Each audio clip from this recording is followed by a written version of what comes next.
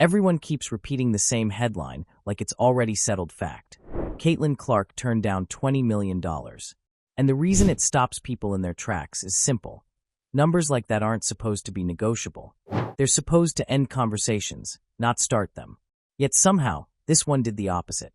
Because the moment fans believed she could say no to that kind of money, everything about women's basketball suddenly felt unstable, like the floor shifted under the entire sport. But here's what makes this story so addictive. Nobody can point to a single clean, official paper and say, there. That's the deal. That's the signature. That's the rejection.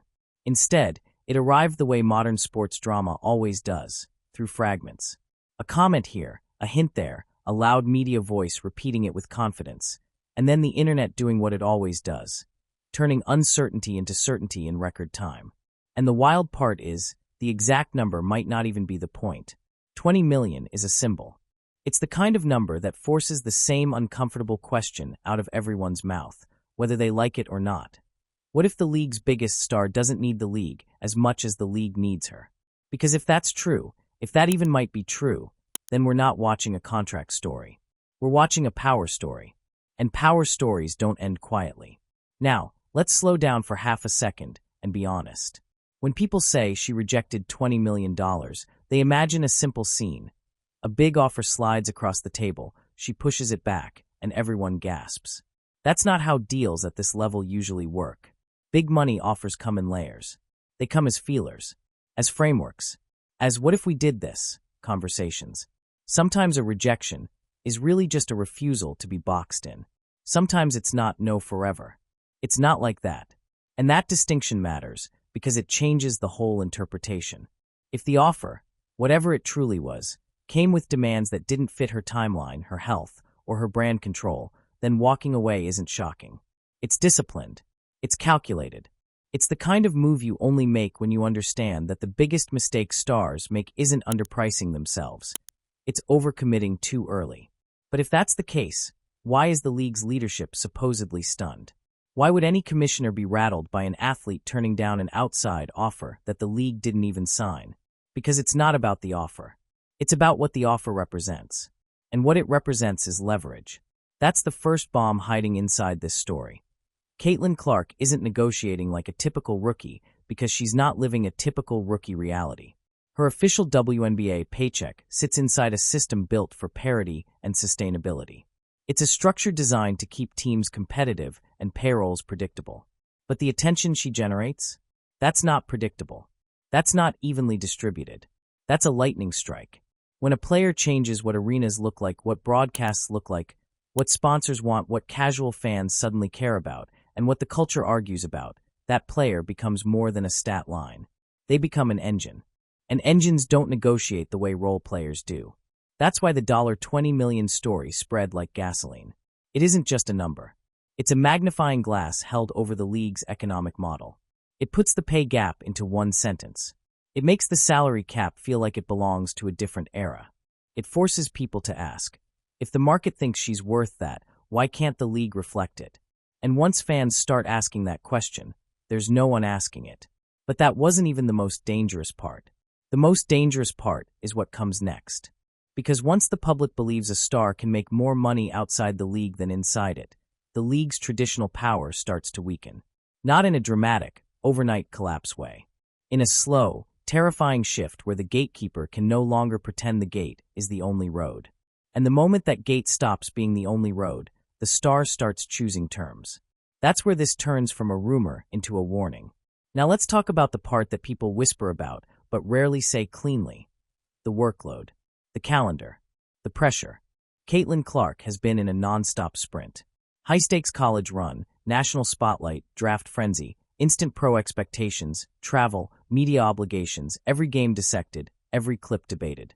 When your life turns into a 24/7 conversation, your decisions start to look different. At some point, the smartest move isn't asking, how much is this worth? It's asking, what does this cost me? Because big offers often come with hidden costs. They can demand appearances when your body needs rest. They can require travel when your mind needs quiet. They can lock you into promotional commitments that shape your image for years. And if you're the most analyzed athlete in the sport, image isn't a side detail. it's the product. So when people say, why would she say no? Here's the honest answer: because she can afford to prioritize something else. Which brings us to the second bomb hiding inside this story: the off-season gold rush. For years, the off-season in women's basketball has been a weird contradiction. It's where stars go to earn what they can't earn at home, but it's also where the sport loses momentum. Fans disappear. Headlines fade. The energy resets. And leagues hate resets.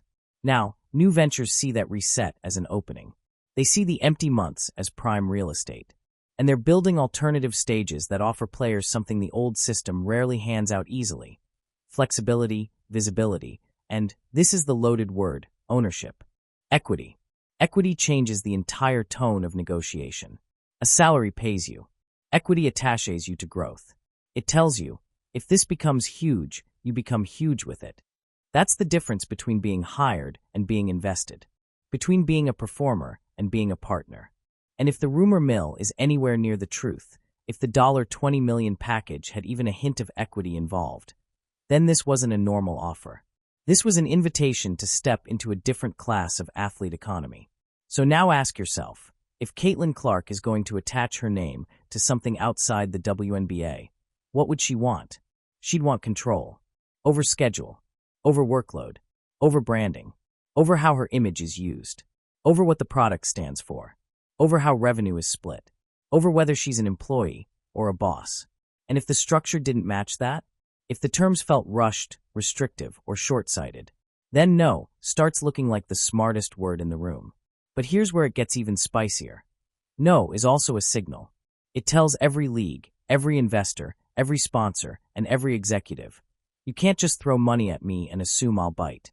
If you want the face, you have to respect the framework. That's a scary message for any system built on the idea that players should be grateful. Now, let's talk about the media machine that turned this into a full-blown saga. Stephen A. Smith didn't invent the attention, but he knows how to weaponize it. When he talks, he doesn't just deliver information. He frames it as a battle. A star versus a system. A moment versus an establishment. And that framing matters because it decides what fans feel. He turns business into drama, and drama into identity.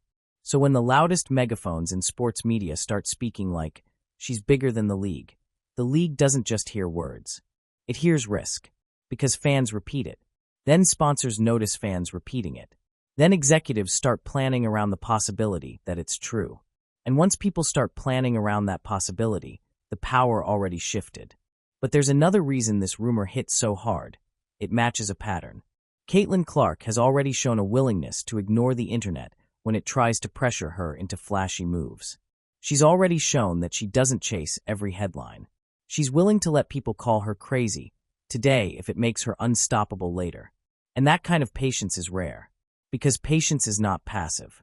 Patience is power. The ability to wait is the ability to force the market to come closer. Think about it. If you're an athlete who needs the next check, you take what's offered. If you're an athlete whose brand already prints money, you can be selective. You can take meetings. You can listen. You can pause. You can say, circle back after the season. You can treat every offer as a negotiation, not a rescue. And once you reach that level, the biggest flex isn't signing fast. It's signing last. That's the third bomb hiding in this story: endorsements. When an athlete has a major long-term brand partnership, it changes the math of every decision.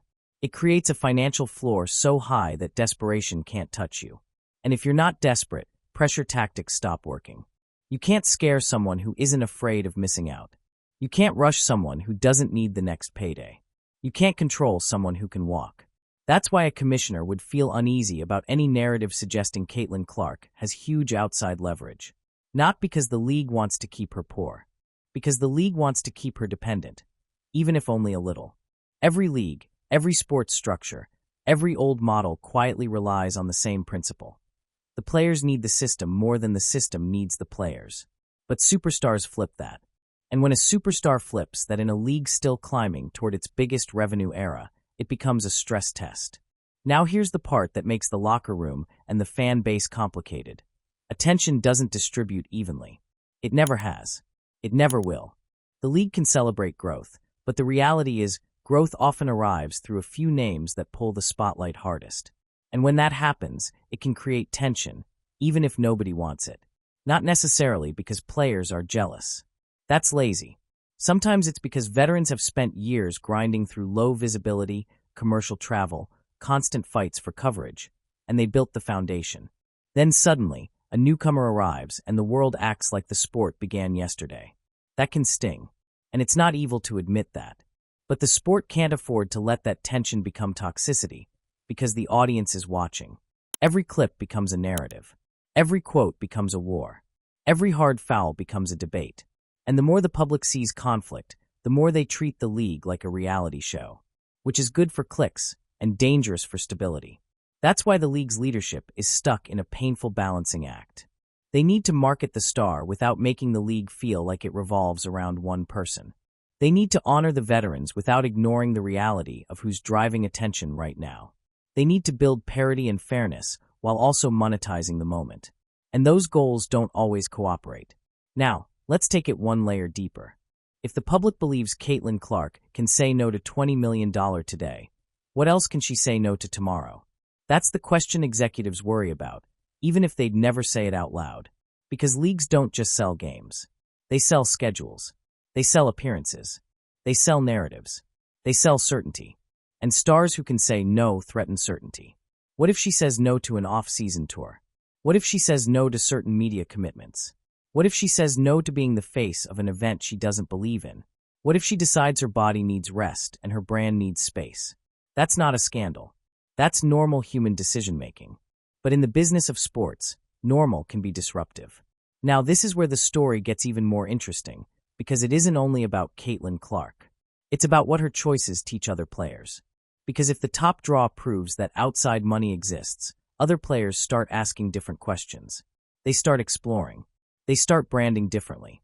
They start thinking about personal content, partnerships, appearances, private events, and alternative leagues. The internet gives athletes a direct lane to fans, and direct lanes weaken gatekeepers. So the fear isn't she leaves tomorrow. The fear is she proves leaving is possible. And once that's proven, the old model has to evolve. Fast. That's why the next big battleground isn't a single offer. It's the rules of the sports economy. It's revenue splits. It's how value is measured. It's how stars are compensated without breaking competitive balance. It's how the league modernizes its business to match the moment. And that's where the future gets messy. Because if you raise pay significantly, owners want to know where the money comes from. If you keep pay where it is, stars will keep finding outside options. If you rely on a few stars for attention, you risk turning the sport into celebrity-centric chaos. If you ignore the stars, you risk losing momentum to alternatives. There's no easy move, which is why a rumor like this can feel like a hurricane, even if it's only a gust. Now let's talk about why fans are so obsessed with this story. It's not just because they like drama. It's because it's relatable in a weird way. Everyone understands the idea of knowing your worth. Everyone understands turning down something that looks great on paper because the conditions feel wrong. Everyone understands protecting your peace when people expect you to always be on. And Caitlin Clark, whether she wants this role or not, has become a symbol of that mindset. Not because she's perfect. Not because she's never made mistakes. But because she's showing something rare in a young superstar, restraint. She's showing she's willing to take heat today to protect her future. And in a world obsessed with instant gratification, that's almost shocking. But the internet doesn't like nuance. It likes sides. It wants heroes and villains. It wants league bad or star selfish. It wants one sentence. And that's why the $20 million line is so powerful. It lets people choose a side instantly. The problem is real life doesn't fit in one sentence. So what's the most likely truth here? The most likely truth is that there were conversations. There were offers in the air. There were frameworks discussed. There were maybe scenarios that became facts online. There were people who wanted her name attached to their project. There were people who wanted her locked into a commitment early. There were people who wanted the headline more than the signature. And through all of that noise, one simple thing probably happened. Her camp didn't rush. They didn't bite at the first shiny number. They kept the leverage. And that's the move that makes institutions nervous, because leverage is contagious. Once one player uses it successfully, others follow. Now, let's bring it back to the commissioner's perspective for a second. Imagine your job is to grow the league while also protecting its structure. You're trying to secure long-term partners. You're trying to keep owners aligned. You're trying to make the sport feel stable and professional and future-proof. Then the biggest star's name becomes attached to a rumor that screams, "I have options you can't regulate." Even if she never leaves, that story creates uncertainty. And uncertainty is expensive. Sponsors don't like uncertainty. Broadcasters don't like uncertainty. Owners don't like uncertainty. Leagues don't like uncertainty. But stars love it because uncertainty is leverage. That's why the rumor itself is a power play, whether she intended it or not. It forces everyone to treat her as something more than a player. It forces them to treat her like a franchise-level asset. And once you're treated like an asset, you stop negotiating like an employee. So what happens next? Here's where the story gets fun, because the next chapter has multiple doors. Door 1. She stays quiet, plays the season, builds her legacy, and lets the league grow around her. If that's the plan, it's still powerful, because silence keeps the mystery alive. Every day without an announcement becomes another day of speculation. And speculation keeps her at the center of the conversation, even when she isn't playing. Door 2. She signs something off-season, but only on her terms: flexible schedule, brand control, carefully chosen commitments, maybe even a stake that aligns her future with the product's future. That would send a message that the athlete economy has evolved. Door 3. She does the most underrated move in sports: she rests. She chooses recovery. She chooses long-term health. She chooses to protect her body like it's the most valuable asset in the room. And fans would argue about it, but deep down, everyone would understand it. And whichever door she chooses, the result is the same. She's deciding the timeline, not the system. That's the real shift. So no, the story isn't she rejected $20 million. The story is she can. And once the world believes she can, the entire negotiation climate changes. Because the real question isn't what she did this week. The real question is what happens when her rookie deal ends and the league faces the moment it can't delay forever: her real market value. If she can create this much attention on a rookie contract, imagine the number attached to her name when she has years of pro dominance, bigger endorsements, deeper fan loyalty, and a clearer sense of what she wants. At that point, the league won't be negotiating with a player. It will be negotiating with a brand, a business, an ecosystem. And the leagues and ventures competing for her name won't be trying to sign her. They'll be trying to align with her. So if you're watching this story like it's a one-time rumor, you're missing the bigger picture. This is the preview. This is the test run. This is the moment where women's basketball stops asking politely and starts rewriting terms. And when the rewriting begins, it won't be comfortable. It'll be loud. It'll be messy. It'll be debated. It'll be clipped out of context. It'll be turned into hot takes. It'll be used as ammunition by people who don't even watch full games. But it will also be growth. Because growth always breaks old structures first. So keep your eyes on the next quiet move. Not the next viral headline. The next quiet move. The one that happens without fanfare. The one that doesn't need a press conference. The one that tells you who really holds the power. Now picture the kind of offer that would make sense for someone in her position, because this is where people misunderstand big money. If you're a generational star, you don't just want a higher check. You want a higher quality deal. That means the offer has to respect 4 things at the same time: your body, your time, your image, and your future. First, your body. The schedule can't treat you like an unlimited battery. It has to account for recovery. It has to limit unnecessary travel. It has to avoid stacking commitments so tightly that you're constantly playing through fatigue. A star's value isn't just in playing a lot. It's in playing well, playing long, and staying healthy enough to keep the public invested for years. Second, your time. The hidden cost in modern sports isn't just games, it's availability. It's the constant request to be present everywhere. Media day, sponsor shoots, community events, league promotions, interviews, podcasts, brand campaigns, fan meetups. Each one sounds small, but together they can swallow your calendar. A smart team around a star will guard time like it's money, because time is what protects performance. Third, your image. When you're this visible, your image gets used as a weapon by people who want clicks. One bad photo, one awkward quote, one random moment of frustration, and suddenly the internet decides that's your real personality. That's why brand control matters. Not because you're hiding anything, but because you refuse to let strangers define you through a 10-second clip. And fourth, your future. This is the big one. A star doesn't want to be paid once. A star wants to be positioned. Positioned for the next contract, the next era, the next business lane, the next platform, the next chapter of life after basketball. That's why equity gets whispered. That's why ownership models get attention. That's why long-term strategy beats a flashy headline. So when you hear she turned down $20 million, you should translate it into something more realistic. The structure didn't match the moment, or the timing didn't match the plan, or the obligations didn't match what she's willing to give, or the offer was more hype than substance. Any of those can be true, and the reaction would still look the same from the outside. And here's the craziest part. The outside reaction is valuable all by itself. Because public outrage, public debate, and public obsession are proof of market demand. The league can measure ratings. Sponsors can measure engagement. But nothing measures demand like millions of people arguing about one athlete's choices as if the sport depends on it. That level of attention is rare. And it doesn't stay forever. Which is why people close to the situation will try to convert attention into leverage while it's at its peak. That's what business is. You don't negotiate when the room is empty. You negotiate when the room is loud. One last thing. Watch how fast people turn uncertainty into certainty. In sports media, a maybe becomes a report becomes a confirmation, and then everyone acts like the story has been carved into stone.